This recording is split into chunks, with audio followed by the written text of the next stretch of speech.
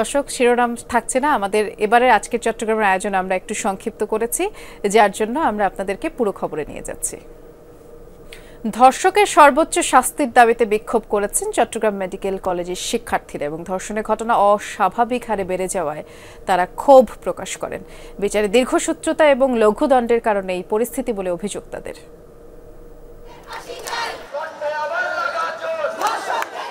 সকালে Chittagong medical college campus থেকে বিক্ষোভ মিছিল বের করেন শিক্ষার্থীরা। ধর্ষকের সর্বোচ্চ শাস্তি নিশ্চিত করার দাবিতে একাডেমিক ভবনের সামনে বিক্ষোভ সমাবেশও করেন তারা। দেশে ধর্ষণের ঘটনা অস্বাভাবিক হারে বেড়ে যাওয়ায় উদ্বেগ প্রকাশ করেন শিক্ষার্থীরা। আমাদের বোন তাহলে কোথাও নিরাপদ না, তো আমাদের বোনের নিরাপত্তা নিশ্চিত করতে আমরা দাঁড়িয়েছি। যারা দর্শন করে তারা আসলে পুরুষত্ব বহন করে না, তাদের মধ্যে কোনো পুরুষত্ব নাই। সত্যিকারের পুরুষ হচ্ছে যারা নারীদেরকে মায়ের চোখে দেখে এবং বোনের চোখে দেখে। কেউই কোনোভাবে নিরাপদ না, রাস্তাঘাটে চলাফেরা এমনকি কর্মক্ষেত্র কোনোটা নিরাপদ না। যে ধর্ষিত তার সারা জীবনের এটা একটা ট্রমা, সো ধর্ষকদের ওরকম অপমানিত করেই দেন ফাঁসি দিতে হবে। বিচারে দীর্ঘসূত্রতা এবং লঘুদণ্ডের কারণে ধর্ষকরা বেপরোয়া উল্লেখ করে আইন সংশোধনের দাবি বিক্ষোভকারীদের। সুষ্ঠু তদন্ত হতো, যদি আমাদের বিচার কার্যক্রম যথার্থ হতো তাহলে ধর্ষকদের এত সাহস হতো না। আইনের যদি দুর্বলতা না থাকতো তাহলে আজকের এই যুগে এসে ধর্ষণের শিকার হতে হতো না মেয়েদের। ফাঁসি একটা দৃষ্টান্তমূলক শাস্তি হতে পারে, যার ফলে ওরা আর এই কাজটা করবে না। এর আগে এমবিবিএস ও বিডিএস ডিগ্রি ছাড়া চিকিৎসক স্বীকৃতি দেয়া বন্ধ সহ 5 দফা দাবিতে মানববন্ধন করেন শিক্ষার্থীরা। শুধুমাত্র এমবিবিএস বিডিএস ওনারাই ডাক্তার, ওনারা ছাড়া আর কেউ ডাক্তার না। সরকারের কাছ থেকে আমরা 5 দফার পূর্ণ প্রতিশ্রুতি এবং বাস্তবায়ন ছাড়া আমরা মাঠ থেকে সরছি না। অস্তিত্বের সাথে যখন বাকিদেরকে মিলিয়ে ফেলা হচ্ছে তখন আর আমাদের ঘরে বসে থাকার আর কোনো সুযোগ নেই। শহীদুল সুমন, যমুনা নিউজ, চট্টগ্রাম। চট্টগ্রামে অভিযান চালিয়ে বেশি দামে পণ্য বিক্রি ও মূল্য তালিকা না রাখায় 8টি প্রতিষ্ঠানকে 32,000 টাকা জরিমানা করেছে ভ্রাম্যমাণ আদালত। দুপুরে জেলা প্রশাসকের নেতৃত্বে নগরীর রিয়াজউদ্দিন বাজারে এই অভিযান পরিচালিত হয়। এ সময় জরিমানার পাশাপাশি বিভিন্ন প্রতিষ্ঠানকে সতর্ক করা হয়। জেলা প্রশাসক বলেছেন, নিয়মিত অভিযানের কারণে বাজারে নিত্যপণ্যের দাম স্থিতিশীল রয়েছে, তেলও নির্ধারিত দামে বিক্রি হচ্ছে। রমজানের বাকি সময়টাতেও যাতে দাম সহনীয় পর্যায়ে থাকে তার জন্য অভিযান অব্যাহত থাকবে। আর কেউ কারসাজির মাধ্যমে বাজার অস্থিতিশীল করার চেষ্টা করলে কঠোর হাতে দমনের হুঁশিয়ারি দেন জেলা প্রশাসক। আমরা খাতুনগঞ্জের ব্যবসায়ী মহোদয়দের সাথে বসেছিলাম, তো তাদের সাথে কথা হয়েছিল যে খুচরা বাজারের তেল 160 টাকা দরে বিক্রি হবে। তো খুচরা বাজারে আমরা এজন্য আজকে দেখতে আসছি যেভাবে আমরা নির্দেশনা দিয়েছিলাম সরকার নির্ধারিত মূল্যে বিক্রি হচ্ছে কিনা।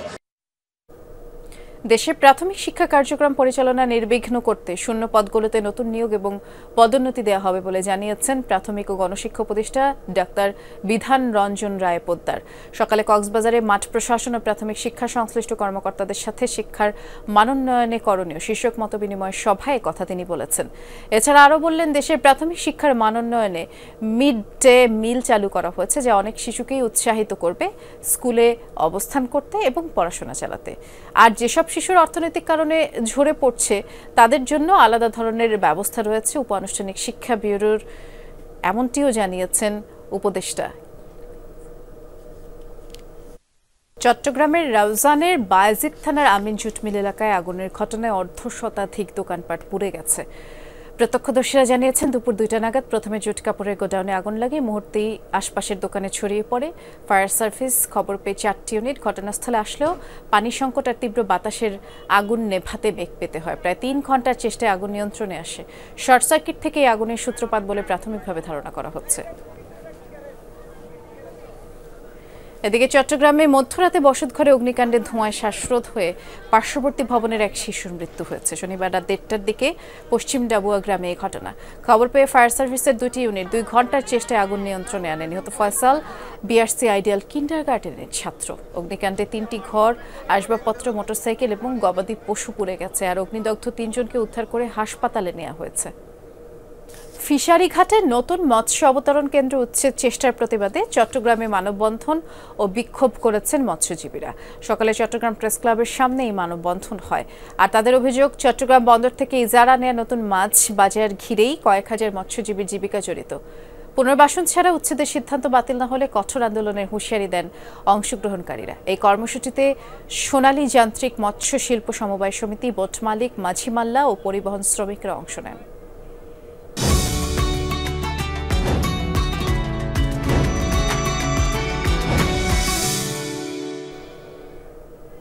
আমরা বন্দরনগরীর ইফতারের বাজার সম্পর্কে একটু জানবো। মুরাদপুরে আমাদের সহকর্মী জুবায়েদ ইবনে শাহাদাত অপেক্ষা করছেন।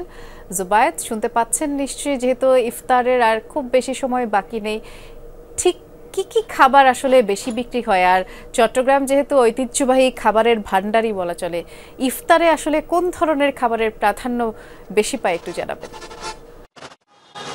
বৃষ্টির সময়ের সাথে সাথে পাল্লা দিয়ে মানুষের টেস্ট বার্ডও চেঞ্জ হচ্ছে। ট্রেডিশনাল ছোলা পেঁয়াজু, বেগুনি, আলুর চপ এসবের পাশাপাশি কিন্তু মানুষ বিভিন্ন ধরনের খাবারের স্বাদ নিতে চায়। যেমন ইদানিং মানুষের মধ্যে একটা তাড়না দেখা যাচ্ছে, তারা ফাস্ট ফুড অনেকে কিন্তু ইফতারের মেনুতে পছন্দ করেন।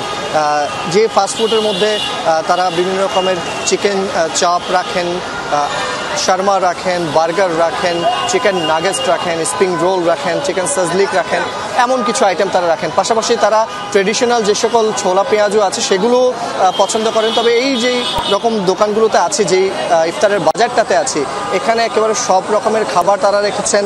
চিকেন হালিম, বিফ হালিম থেকে শুরু করে ঐতিহ্যবাহী যে চট্টগ্রামের মেজবান, সেগুলো কিন্তু এই জায়গায় পাওয়া যাচ্ছে।